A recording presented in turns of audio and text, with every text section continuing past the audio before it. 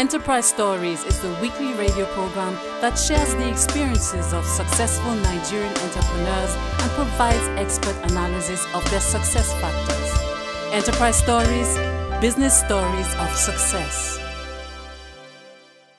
Welcome to this week's episode of Enterprise Stories. We will share the story of a man who, from being fired at work, started running one of the fastest growing businesses in Nigeria. And in our teaching segment today, we will expose you to leveraging partnerships. But before we start, let's take a quick message from our sponsors. When you are successful in your small business, as I am, people will always come to you. They want to know what you're doing differently, who your bankers are, and what kind of deals you are getting from them.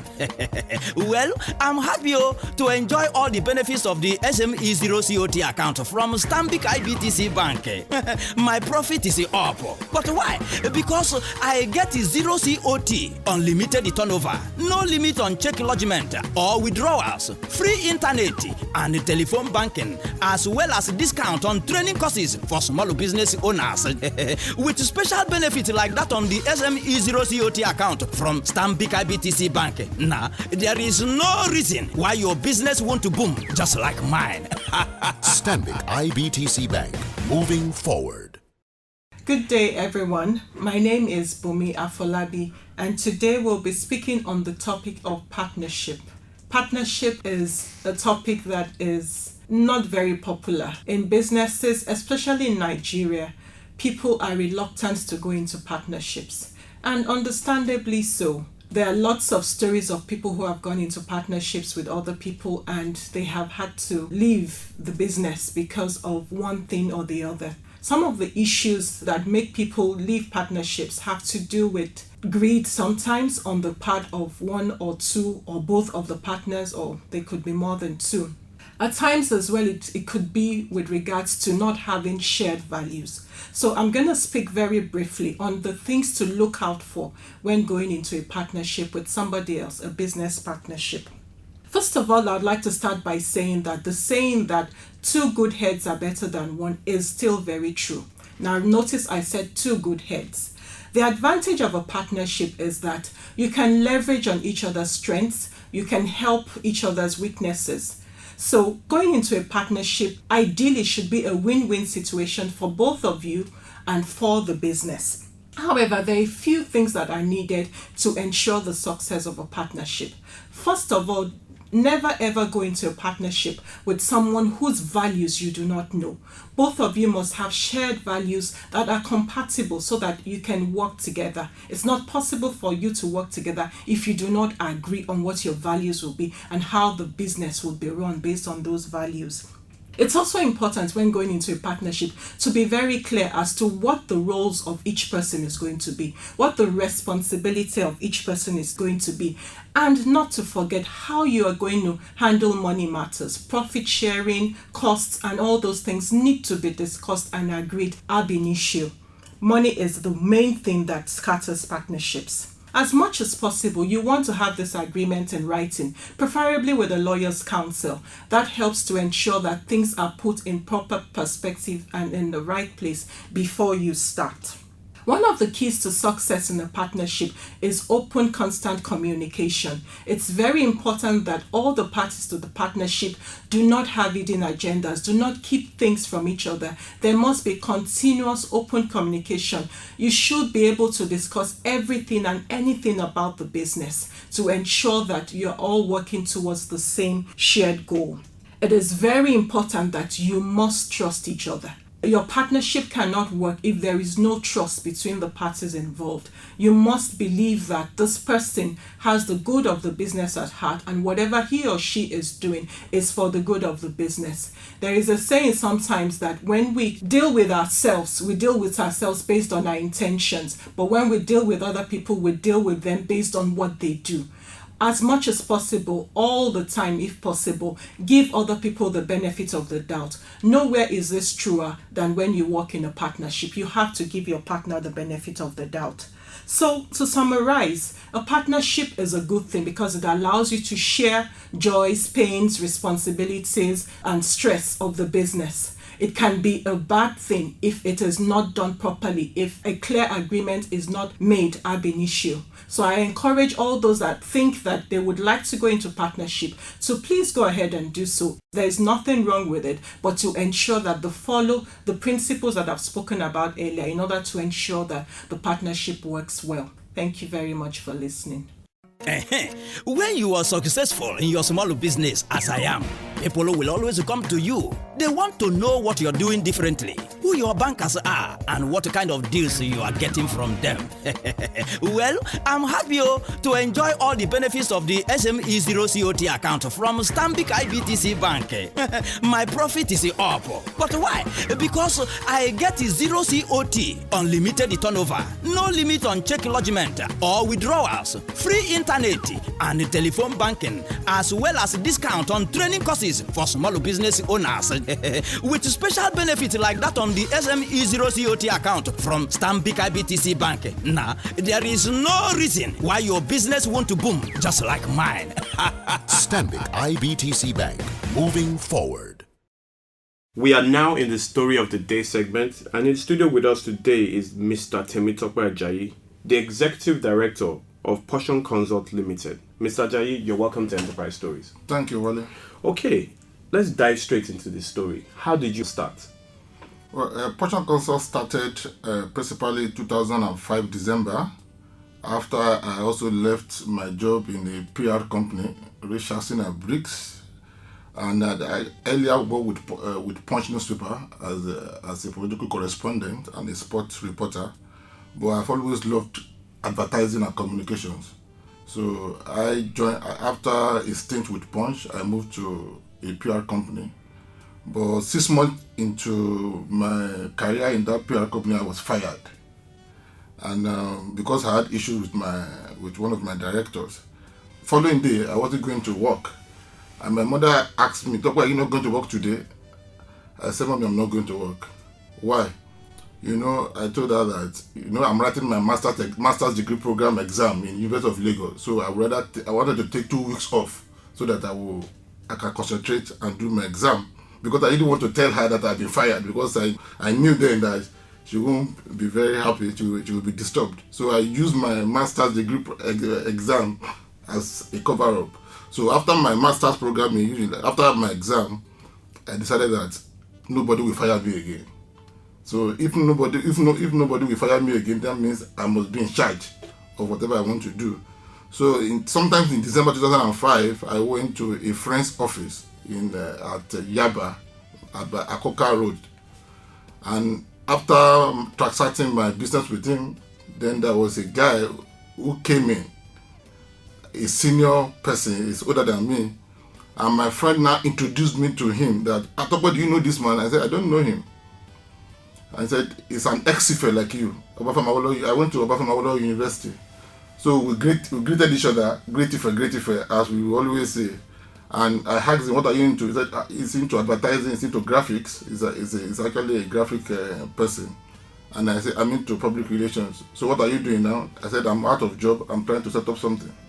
And he said, "He's out of job too, he's also trying to set up something. So can we come together?" And see, that was how we hit it off immediately. Then the following week, we had a meeting, and that was how it just started. Wow, that is a very good story of a partnership being formed. But when this partnership started, how were you able to bring funding to basically set up the business itself? Yeah, after my exam, like I said, I told my mom that I'm not going back to my office, to my former place of work again. He said, "Why?" I said, "I want to do something." But he said, people believe that you must have loads and loads of years of experience before you can start out to do business. Why do you want to go and start doing business when your mates are still in paid employment? And I said, "Mommy, that's what I want to do." "Well, do you have money?" I said, "I don't need all the money in the world. I need my head to do what I wanted to do." And now said, "Okay, what will I do for you now? I'm a teacher. There's nothing I can do. I will give you what I have." She gave me 40,000 naira. And Larry Akintilo, who is a senior friend and my partner, also had left his own paid employment. He was also fired in his own place of employment anyway.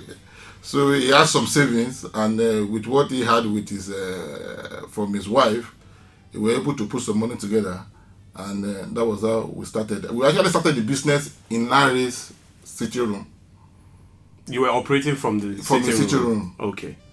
Now, having set up the business itself and running it, what were the kind of challenges you were experiencing at the initial stage? Okay, the first set of challenges we had was having to convince the big businesses to give us business, because some of the big corporate companies, corporate organizations that are big advertisers, they are the MTNs, the banks, and the Guinness and the Nigeria Breweries of the Coca-Colas of this world. They were not going to give a startup their major businesses, the advertising or PR briefs. But we found a route into the market. If we were pitching, if they won't give us the advertising business or their big PR business, there must be something they should be able to give us. Then we introduce printing. Oftentimes, the big advertising agencies, they don't usually put too much eye into printing. So we started, okay, after sending our introduction letters, introducing ourselves, what we can do, they will turn us down, that they can't give us their business. Our business cannot reside with small upstart like you. But we say, okay, can you please give us your call card to print for you? Give us your letterhead to print for you. And that was how we started. Before you knew it, we started getting small printing businesses. Okay. Now, you've managed to grow this business today to be one of the top 50 fastest growing businesses in Nigeria.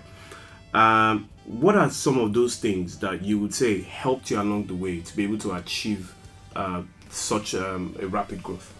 Discipline is very critical success factor in any business. With discipline, with money, we believe in what we call delayed gratification. We were never flippant and frivolous with every resources at our disposal. For 7 years now, we have never taken a dime out of the business. We have reinvested every kobo we have made, and we have also been able to keep 90% of our staff till date. We don't have any serious issue of human capital turnover, and it's not that we are the best company in our sector in terms of remuneration to staff, but we have kept an open door policy. Our books are open. We have been able to build the loyalty of our people. We made them believe in the business, and they see it as their own. And when we started making some serious money, the first thing we did was to buy cars for about 6 of our top guys, even when the company had not even bought a spoke of a bicycle for us, the owners, but we bought cars for our staff. When we did that, people were like, really, is it possible that business owners will not even buy anything for themselves? They are using the money to buy, we just wanted to make them believe that we're in it together, shared prosperity. If we make money together, we spend it together. And the best thing for us to be able to make those money on a sustainable level is for all of us to work as a team and deliver value to our clients. Now that we're talking about staffing and rewarding staff, have you ever had to fire any of your own staff? We have had to do that 1 or 2 times. Okay. Even we fired the staff 3 weeks ago. Okay. But it was a very painful decision to take. Okay. Now, having had a similar experience yourself, it's interesting for you to actually now be in that position. How does that make you feel as an organization?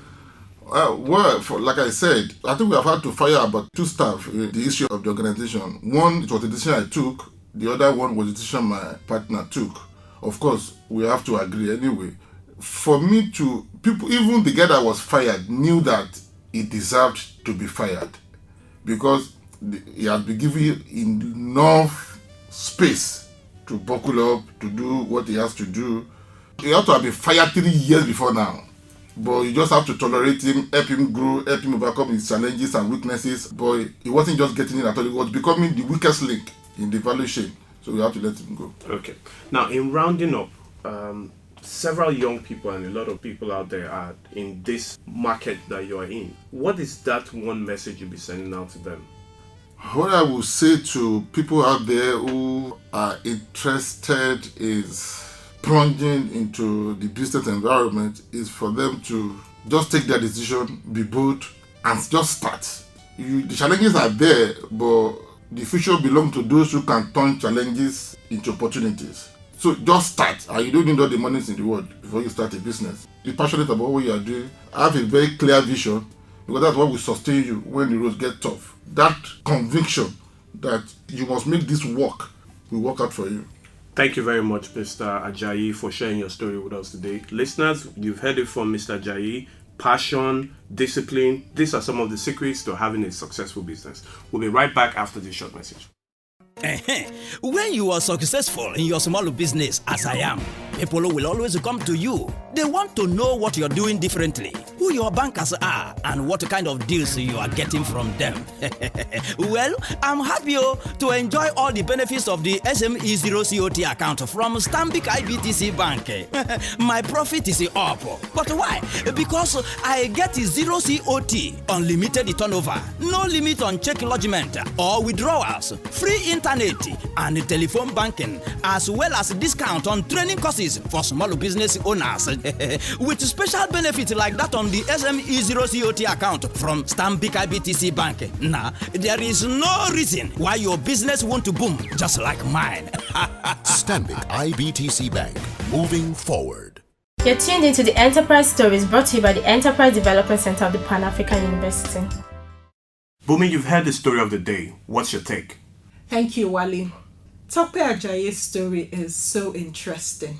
He was fired from his job, and rather than going to sit at home and wonder, oh, the end of my life, what am I going to do? He decided to do something about it. A chance meeting with someone through another person led him into a partnership with someone that has developed into a business that is now successful and thriving. I would like to take a few minutes to just dwell on those two things. First of all, the chance meeting. There is a saying that opportunity knocks but once and all that. But I like to speak about opportunity and say that it actually comes to the prepared. If he had been sitting in his house thinking, oh, what am I going to do? I've been fired from my job. He might not have gone to that meeting with that other person, and he would never have met this partner of his. So it's important that whatever situation you find yourself in, you have to put yourself in a constant state of preparedness, always looking out for opportunities to improve yourself, to do whatever you need to do. Because if you are not prepared, when opportunity knocks, even if it is once or twice or how many times, you will not be able to take it if you are not prepared. He also talked about the fact that when he was starting, his mother said, you don't have the experience. How many years have you worked? And you want to go into business. But he said something that he did not need all the experience to be able to start a business. Experience is good. There is no doubt about that. As much as possible, it's good to learn from other people and use that as a basis for whatever you want to do. But don't ever let the lack of experience hold you back from pursuing your dreams. If you do not have the experience, be open and willing to learn as you go along. And as you network with people and study and read and do all kinds of things, you can build up on that knowledge and tap into other people's experience. But don't ever use that as an excuse to not go ahead and pursue your dreams. Same thing for money. Even though he didn't have all the money that he needed, he was willing to raise money from family, from his mother, and with the little they have, they put it together and they started something. So it's important, just like I said earlier, to not let anything at all pull you back or hold you back from pursuing your dreams. I would like to also talk about financial discipline. He mentioned that this is one of their key success factors, and I cannot overemphasize that. It's very, very important to not allow yourself to be carried away by whatever income is coming into the business. You must realize that this business is growing and requires a lot of nurturing to be able to achieve what it's supposed to achieve. So having the discipline not to spend all your capital, all your seed with the fruit is a key success factor for any business person. So like he said, plow back the money that is made. Yes, of course, you will take some out for yourself to meet your own needs. Pay yourself a salary. It's very important. And then after you have taken that, reinvest the rest back into the business. And before too long, you will have an abundance of fruits that you can eat from. He also talked about the fact that they have had a lot of their staff staying with them for so many years. And one of the reasons he alluded for that is having an open door policy towards the staff, being transparent in their business dealings, being honest in their business dealings. So all their staff, they know what is going on in the company. They are aware of the financial status of the company. They are aware of what is happening with customers, what is happening with the finances in the business. This is very, very important to keeping your staff motivated and happy with you. When they know that when there is a lack, everybody partakes in it, but that more than that, when there is an excess, that they also get to participate in it. They see the boss saying one thing and doing the same thing he's saying, then that keeps them motivated and happy, and that makes them to stay with you. So one last thing that I would like to look at from what he also said, he made a statement that an organization is only as strong as its weakest link. Even though he was fired from his prior employment, he realized that in order to also grow his own business, he could not afford to just take anybody, no matter the level of their work ethic. So it's important that, as difficult and as tough as those decisions can be, when necessary, one needs to constantly prune the organization by cutting off any part of it that is not doing as well as it should. It's important to note what he said. He said that person stayed there for 3 years. They were trying to help him, training him, helping him, telling him, trying to get him to improve. And it was only after he failed to improve sufficiently that they finally took the decision to fire him. So these are just some of the things that I believe that we can really take from Tope's story and use to make a success of our own business. I would like to congratulate Tope and his company on the top 50 achievements that they received. That is a truly wonderful achievement, and I believe that it would also help them even as they continue to build their business. And I encourage every other person that is listening to this program to apply these principles that we have explored from his story to grow their business and to make it a top 50 company sometime in the future. Thank you for listening.